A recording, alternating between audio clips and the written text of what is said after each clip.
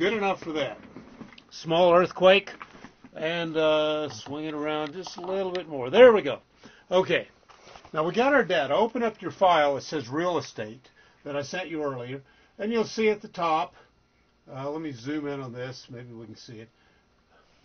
You got price, number of bedrooms, size of the house, whether it has a pool, and distance from the center of town. And the other data, of course, is township, whether it has a garage, whether it has bathrooms. You know, typical data for houses, but we're looking at price, house price, and then size of the house, and we're going to also look at our distance from the center of town as we go about problem number 60. Okay, let me zoom back out a little bit. Okay. Problem 60 says, let selling price be the dependent variable. Oh, dependent variable, isn't that the y in our equation? Y equals mx plus b. And the size of the home, the independent variable. That's going to be our x. So, and what we want to do is estimate the selling price for a home with an area of 2,200 square feet. Well, we can look through our list, and there are a few houses there with 22,000. There's one, 172,700. Oh, here's one for 213,600. But wait a minute. You know, that's a lot of random data. We want to find out what the best fit of this data is, which could give us a more likely price for this particular house, for the average typical house. And there's a way to do that. It's called the regression analysis. So let's go up here to our data tab and select data analysis. Now, I'll scroll down here and you'll find this thing called regression. So we click OK, and regression opens up several little boxes. The first is the input Y range. The second is the input X range. Well, we know that we have price as our Y variable. So we click on the icon, select our price column all the way down to the bottom, and click that. And our X value, it says, on this first particular problem, is going to be size of house, number of square feet in the house. So we'll scroll down and we'll select all that and insert that in our X input range. And of course, we did use labels. I selected the labels, so you make sure you click that.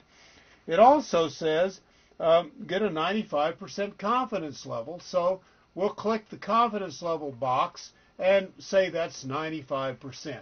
Now, I want to put this time, I'll put it in a new worksheet, which I'm going to call 60A. I'm going to put it on a new worksheet. And I want to do residuals, residual plots, line fit plots, and a normal probability plot. I'm just going to toss them all up there. I'll leave the standardized residuals off because that's very similar to just the straight residual plot. So I'm going to make sure that those are what I want to have shown, and I'm going to click OK. Well, here it gives me this result on a new worksheet, in this case, labeled 60A. So let's see what this output is. See what the output is. Let me go ahead and zoom in on that. I think you can sort of see that. You can see that my regression statistics for this particular result, well, it shows some values. Let's think about R square. Let's think what R square tells us. R square is one of those measures that sort of tells us how good the result is. One simple explanation is this explains the fraction of the data that is explained by our result. And we'll get to the result in a moment.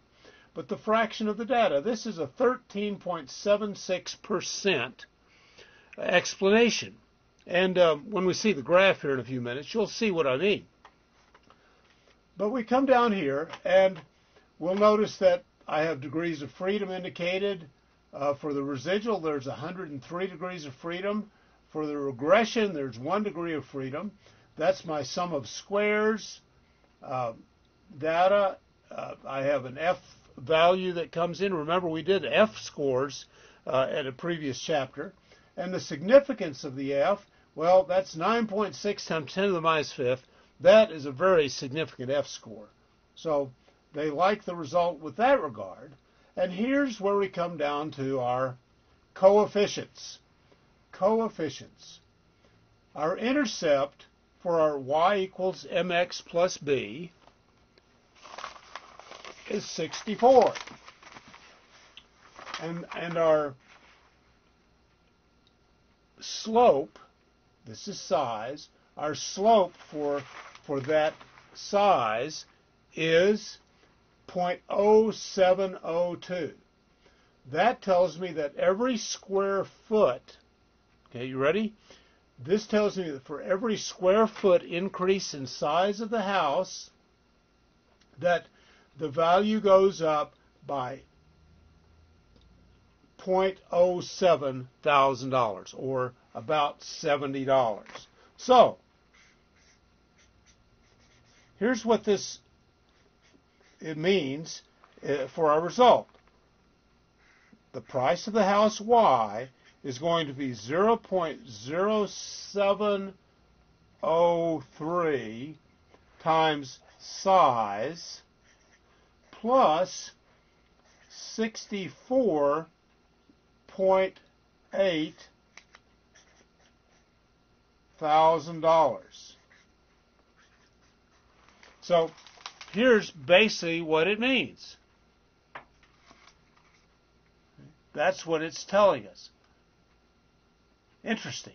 So now, if I want to find out about a 2,200 square foot house, I place 2,200 in for the size, solve this, and it will give me the price of that house based on this regression for a 2,200 square foot house, the price in thousands of dollars, which is the base of our data. Pretty interesting result, right? Well, let's take a look at the results a little bit more. Okay. There are standard errors provided, t-stats. Oh, that t-stat, that's a little bit low, as you might recall. A t-stat of about 2 is what we really want to see to say this is a good result. A t-stat of 1.67, that's a little bit weak. So maybe this isn't a very good model result that we find out. And that's part of what you do when you do the regression analysis, is you're analyzing, is my data good? Is my result good? Okay. And then, of course, we got our upper and lower 90% values for both our, this is the confidence interval for our slope, okay, and for our intercept. So that gives a pretty wide range of things that could happen, okay. Now, I'm going to zoom this out, and we're going to take a look at our line size fit plot. Let's go ahead and drag the whole thing down here. And here's our data.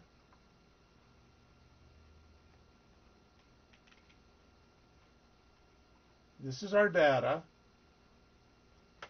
And every one of those little dots there represents the price of a home given the certain number of square feet.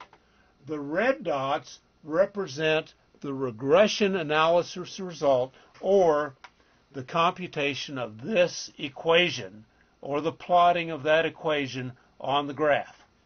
Okay? And that's what it means. In fact, if you follow that down, it's going to intersect about $64,000. So that's a pretty simple regression analysis result. Are there any other things that are interesting? Well, of course there are. Let's look at our residual plot. The residual plot here simply shows us a scatter plot of how the residuals are, and shows the distribution of the errors, or how each data point differs from the line. And our normal probability plot here is going to show us if our regression result, or our data, is normally distributed. If this were a straight line, we would have a normally distributed data. However, since it's a little bit curvy, it looks like it's sort of skewed. And as we come back down here and look at the overall data, just visually you can say that, well, it's sort of clumped a little bit more to the left, which means it's skewed to the right. There's more out there to the right than there are to the left. So that's just a quick look at that particular set of data. Strung down here are all the residuals for data point 1, how far it differed from the red dotted line, and then the probability output is simply the data that goes in to plot this particular curve. Pretty interesting, huh? Well, Part B has a similar thing. Part B asks you to do the data analysis, the regression, using price as your dependent variable, and as the independent variable, it says, let's do distance from the center of town. So we'll select the distance from center of town as our X value. We're going to do the same thing. We're going to put it on a new worksheet this time, 60B, do the regression, and we get a similar result. We'll see that the intercept is $270,000. We'll also see that the coefficient is negative, which implies that the greater the distance from the center of town, the lower the value of the house. Well, that's pretty much true, because there is a cost factor involved of getting from your house to work, and that gets worked out in this. That's just what we see in real estate. Here our t-stats are a little bit stronger, 19 for the intercept, 3.7 for the slope. That's a lot better. And if we come over here and look at our